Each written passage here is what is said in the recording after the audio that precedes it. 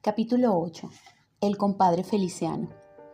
Las huellas del autobús amarillento se borraron primero en el polvo de las sabanas y luego en el lecho arenoso de los ríos sin agua, pero no en el corazón de Sebastián.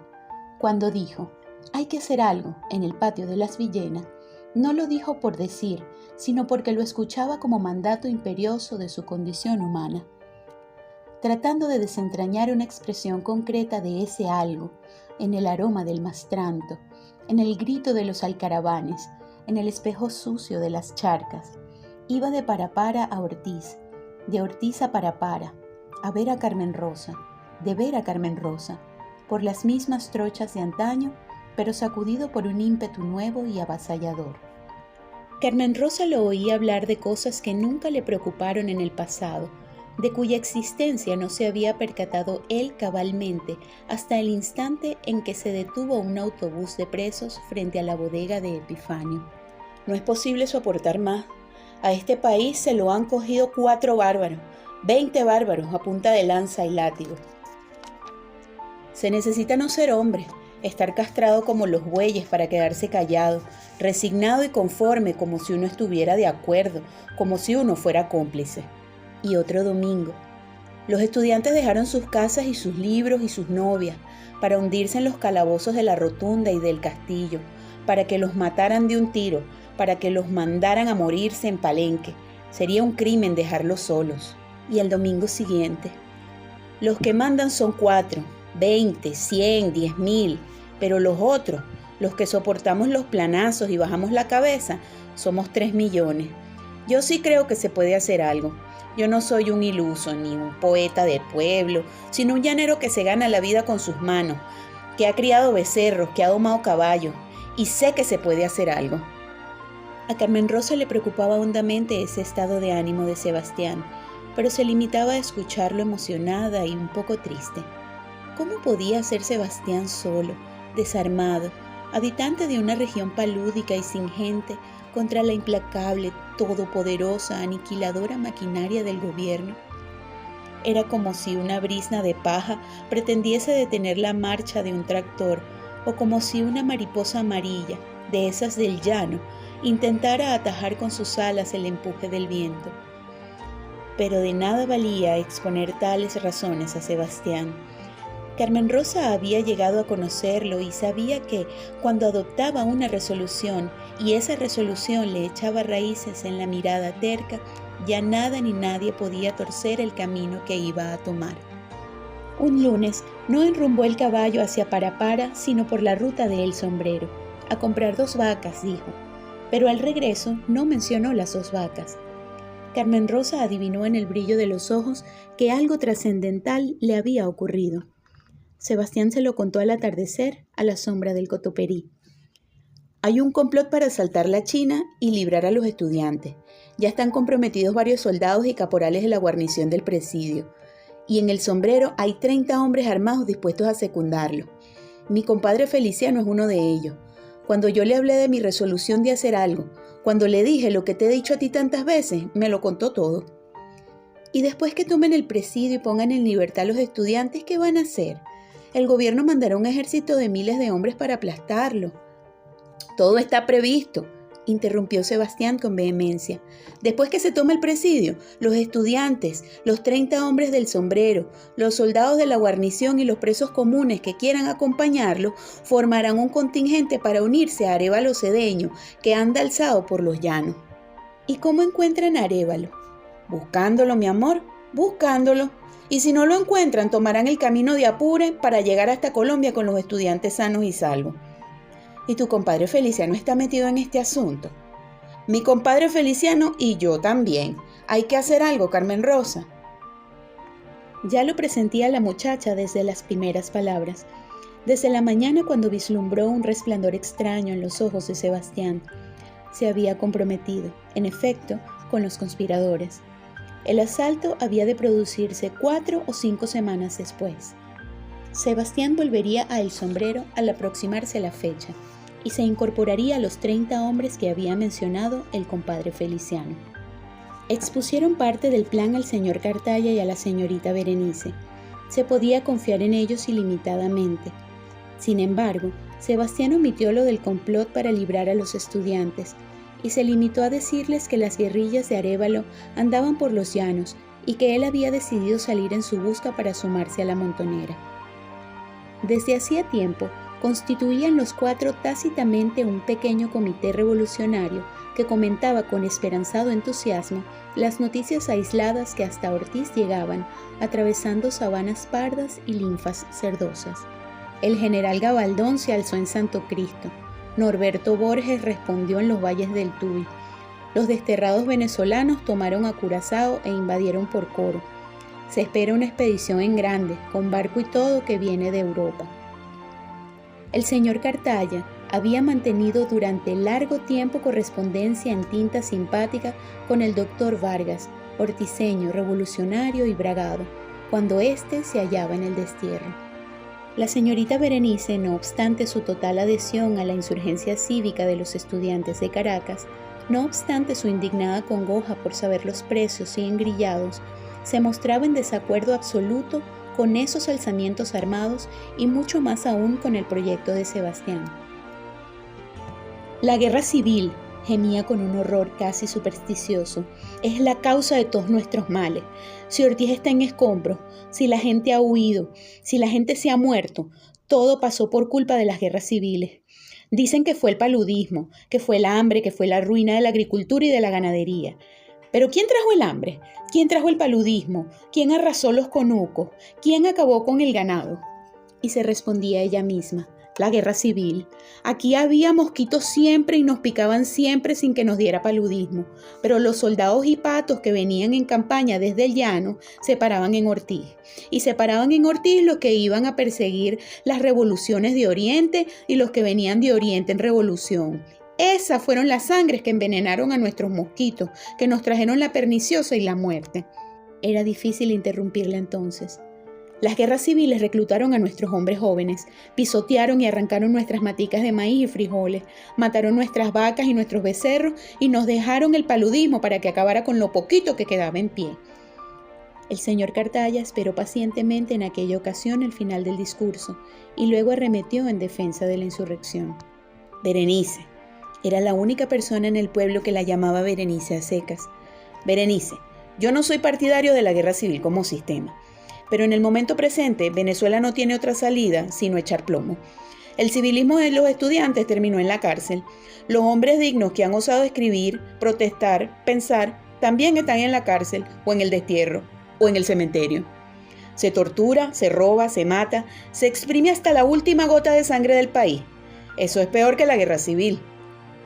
Y es también una guerra civil en la cual uno solo pega mientras el otro, que somos casi todos los venezolanos, recibe los golpes. Pero no se rindió fácilmente la señorita Berenice. Volvió a insistir una y otra vez acerca de las calamidades que las guerras civiles acarreaban, acerca de la estéril consumación de aquellos sacrificios.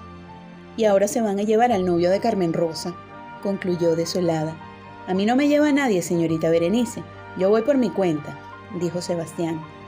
Finalizada la reunión del comité en la casa de las Villena, Sebastián acompañó a la señorita Berenice hasta la puerta de la escuela. Desde el umbral le preguntó la maestra: ¿entonces usted está resuelto a irse con Arévalo de todos modos? Así lo pienso, respondió Sebastián con firmeza. La señorita Berenice lo dejó solo un instante y regresó con un pesado paquete cuidadosamente envuelto. Al abrirlo más tarde, a la luz de la lámpara de carburo del señor Cartaya, Sebastián encontró un revólver. Era un Smith & Wesson anticuado, de cacha nacarada y largo cañón, cargado con 6 desmesuradas balas negruzcas. ¿De dónde diablos sacaría la señorita Berenice, toda blanca y serena como una bandera de paz, aquel anacrónico, imponente, espantoso revólver? En cuanto a Carmen Rosa, permanecía en una resignada, silenciosa actitud frente a la decisión de Sebastián. Si él se iba, rumbo a un oscuro destino del cual bien podía no regresar, que no se fuera al menos con la espina de suponerle en desacuerdo. Por otra parte, sucedió algo que la hizo meditar. Ortiz derrumbada seguía siendo hito forzoso en el camino de los llanos. La carretera atravesaba su antigua calle real, enfrentándose a un decorado de escombros y hombres llagados. Los viajeros que la cruzaban por primera vez miraban hacia las ruinas con asombro, a veces con espanto, sobrecogidos bajo la sensación de desembocar inopinadamente en un mundo fantasmagórico. Camino de El Sombrero, en automóviles de alquiler o en camiones de carga, pasaban con frecuencia mujeres que venían desde Valencia, desde Caracas, desde más lejos. Entre Ortiz y El Sombrero se extendía una sabana que la señorita Berenice designaba con un nombre bíblico, el Valle de las Lágrimas. Así le decía porque esas mujeres que la cruzaban, madres, hermanas, esposas o queridas de los presos, iban llorando con una tenue lucecita de esperanza en el cristal de las lágrimas y volvían llorando lágrimas opacas y oscuro desaliento. Carmen Rosa las veía desfilar desde la puerta de la escuela de la señorita Berenice. Casi siempre eran mujeres de pueblo. ¡Cuánto sacrificio! ¡Cuánta hambre! ¡Cuántos portazos despectivos para lograr reunir el dinero que costaba aquel largo viaje! Envueltas en pañolones de tela burda, secándose las lágrimas con humildes pañuelos de algodón, emprendían la dura jornada a ver si lograban verlo, a preguntar si todavía estaba vivo, y volvían sin haberlo visto y sin haber obtenido respuesta a sus preguntas. Raras veces se detenían en aquel pueblo desierto y doloroso, pero aquella vez lo hizo un automóvil canijo, un viejo Ford destartalado manejado por un hombre rubio de ojos azules y agudo perfil. Lo acompañaban dos mujeres, madre e hija, casi tan blancas como la señorita Berenice. El vehículo apareció en la calle Real de Ortiz, humeando por la tapa del radiador, acesante como un perro enfermo, tambaleante como una mula despeada, y se detuvo a saltitos, entre ruidos de cacharros, rotos, frente a la puerta de la escuela, la única puerta abierta en aquella hora de sol, y frente a Carmen Rosa, el único habitante visible en aquella soledad. ¿Me puede hacer el favor de regalarme una lata de agua?, dijo el conductor. Con mucho gusto, respondió Carmen Rosa. Entró a buscar el agua. El joven la siguió hasta el interior de la escuela con el propósito de echarse al hombro la lata. Cuando regresaron, las dos mujeres habían descendido del automóvil y se hallaban paradas en mitad de la calle, contemplando en silencio las casas derruidas. Si quieren descansar un rato pueden entrar a la casa, dijo la señorita Berenice, que se había reunido al grupo. Entraron. La madre era una mujer de pelo entrecano y hablar pausado, de rasgos que denunciaban hondos sufrimientos, de mirada serenada por una quieta resignación. La hija era una espiga luminosa, una altanera venadita rubia, una hermosa muchacha con algo de lucero. Nunca vieron antes belleza igual la señorita Berenice ni Carmen Rosa. Al mirar, se llenaba de azul el patio. Al sonreír, se desvanecían los trazos aristocráticos del perfil, borrados por una dulce sencillez de maíz tierno. ¿Van para El Sombrero?, preguntó la señorita Berenice. Vamos hasta donde podamos, respondió la madre. Mi hijo es estudiante y está preso en Palenque, en la China. Vamos a ver si logramos verlo, a preguntar si todavía está vivo. A ver si logramos verlos, a preguntar si todavía está vivo. Las mismas palabras que estremecían la voz de todas las mujeres que por ahí pasaban rumbo al llano. Ahora no las decía una viejecita color tabaco, de pañolón negro, sino esta señora de airosos modales tristes. Pero eran las mismas palabras. Después habló la joven.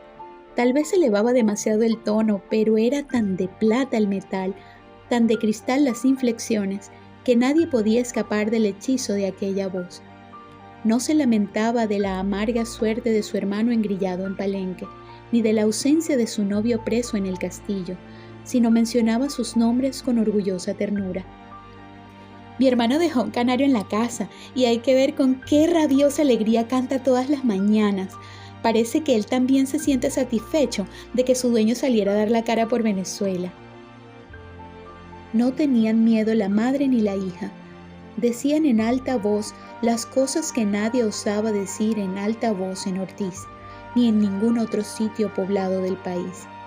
Ejercían abiertamente su derecho a acusar que les otorgaba su condición de madre de preso, de hermana de preso. Permanecieron varios minutos en el corredor donde funcionaba la escuela. La señorita Berenice les preparó café con leche, porque no se atrevió a ofrecerles el agua barrosa que en Ortiz se tomaba.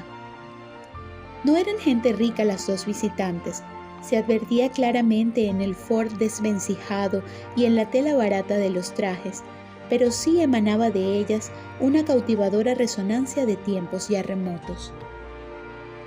La joven habló de Caracas, de las sabanas calientes del llano, de Ortiz derrumbado, de los motines estudiantiles. Todos callaron para oírla. El plata, aluminio, cristal, agua corriente de su voz iba de un tema a otro espolvoreándolos de poesía y de gracia. ¡Nos vamos!, gritó desde la calle el conductor. Se despidieron y subieron al automóvil.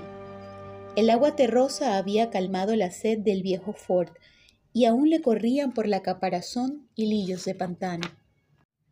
Carmen Rosa lo vio perderse en el confín de la calle, entre nimbos de polvo y rebrillos de sol. Al día siguiente, y también al otro, Carmen Rosa se asomó muchas veces a la calle Real, hizo de centinela a la puerta de la escuela. Quería volver a ver a las dos mujeres, saber noticias de los estudiantes presos, pero no logró su propósito. Tal vez regresaron de noche, esquivando el castigo del sol. En las dos mujeres pensaba el domingo en la tarde, al pie del cotoperí, cuando Sebastián le hizo la pregunta: ¿en qué piensa? Y ella dijo por vez primera unas palabras que Sebastián estaba esperando desde hacía varias semanas. Tengo miedo de que te vayas. Estaré muy triste cuando te hayas ido, pero la verdad, Sebastián, es que me siento orgullosa de ti. A la puerta de la casa de Sebastián en Parapara sonaron 3 duros golpes impacientes, golpes de madera sobre madera, que bien pudieran haber sido producidos por el garrote de un visitante o por la culata de un fusil. Eran las 12 de la noche y jamás nadie llamó antes a aquella puerta a tal hora y en tal forma. Sebastián se enderezó lentamente sobre la red del chinchorro. Pensó en el viejo revólver que le había regalado la señorita Berenice y que estaba ahí, en un baúl sin cerradura al alcance de su mano. ¿Con qué objeto?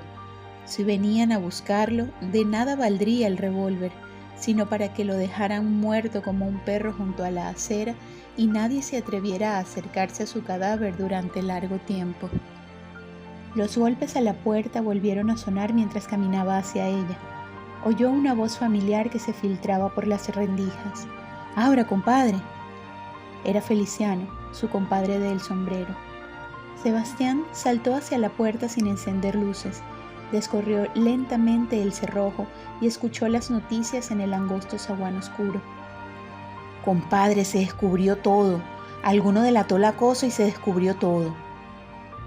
Caminaron sin cruzar palabra hasta el fondo de la casa y se sentaron en una laja del patio terroso y sin matas. En el cielo fosco parpadeaba una sola estrella. Al soldado Pedro García, que nos traía la correspondencia del presidio, lo tumbaron de un tiro sobre la carretera. A los estudiantes los están torturando para hacerlos cantar, pero no han dicho nada. Sebastián escuchaba con huraña ansiedad, fijos los ojos en la epidermis seca del patio. A los soldados y caporales del presidio que estaban comprometidos en el golpe, les han caído a latigazos, a planazos, a bayonetazos. Ya han matado a 2. La voz del compadre Feliciano se hizo más cautelosa. En el sombrero agarraron a Montilla y a 3 más. El próximo preso iba a ser yo. Por ese motivo, había decidido escapar esa misma noche. En el tinglado de un camión de carga, logró obtener un sitio sin decir su nombre. Se bajó en la carretera, más acá de Ortiz, a una legua de Parapara, y aquí estaba. ¿Y qué piensa hacer ahora, compadre? Pues yo tengo un amigo con un hato por aquí cerca, rumbeando al norte, usted sabe. Para allá pienso irme, a vestirme de peón y a trabajar en el hato y a esperar lo que pase.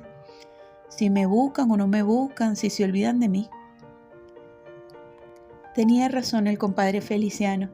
De haberse quedado en el sombrero, estaría tal vez ya acurrucado en el cepo de campaña, con el espinazo doblado por el peso de los fusiles, con los guarales rompiéndole los dedos de las manos, con el rostro sangrante bajo los cuerazos. «Llévese mi caballo», dijo Sebastián, y caminó lentamente a ensillar el alazano. El compadre Feliciano siguió su camino, en el caballo de Sebastián esa misma noche. Aún parpadeaba una sola estrella y apenas ladró un perro cuando jinete y cabalgadura cruzaron las últimas casas del pueblo. Sebastián esperó la luz de la mañana, sentado en el chinchorro sin vestirse. Desfilaban por su mente los soldados muertos, los estudiantes bajo el cepo, las guerrillas de Arévalo Cedeño cruzando a nado un río crecido, el revólver inútil que le regaló la señorita Berenice. Lo sobresaltó el canto del primer gallo. Era un canto desgarrado, angustioso, como de corneta desafinada. Le respondió otro, timbrado y desafiante, y otro de pollo que estrenaba su canto, y de nuevo la corneta desgarrada, y luego un largo silencio sin gallos. Un amanecer lechoso entrelucía sobre la noche que se apagaba.